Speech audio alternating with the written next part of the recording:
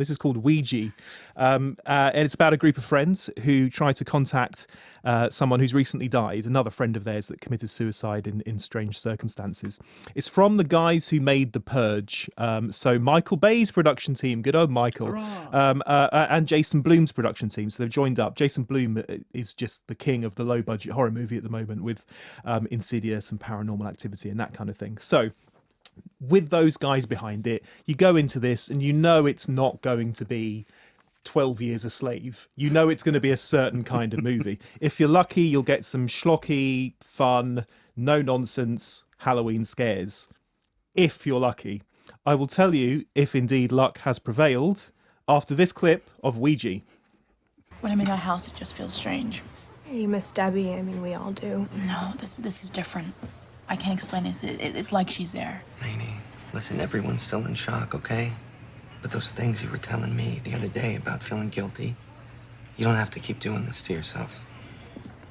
You ever feel like even after someone you love has died, there's still a way you can talk to them? You can't do that. She's gone. The board, isn't that what you're supposed to do with it? Yesterday you said it was just a game. If we play the game and nothing happens, then I'll never bring it up again. But I really want to try, so will you guys just do this with me? The problem is it doesn't even live up to its limited potential. It can't even manage to be a bit rubbish but sort of fun because it's boring, because it's really painfully boring. I mean, no one was expecting Oscars, of course, but the characters are dull, lacking in personality, the pace is wooden, there's no urgency, there's no logic, there are unanswered questions. No one seems to be bothered about making something with any kind of fizz or fire to it. It's not that it's dumb, because I was actually dreaming of dumb watching this. I would have sold my soul for dumb if it had just been dumb but fun, but it's not. It's bland, and bland is a lot worse.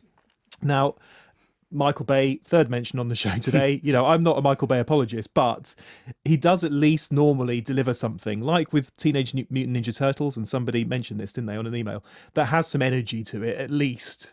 And that's what's really lacking in Ouija. It's very slow and energy-free and feels pretty much dead on arrival. So I was shocked by just how unexciting it really was. The weird thing is, Ouija boards in the States seem to be like a toy kind of thing, really. It seems to be something you can buy from like toy shops and stuff, and it's like a fun game. It's not the sort of thing that people should mess around with, should No, they? well, certainly not if you watch this film.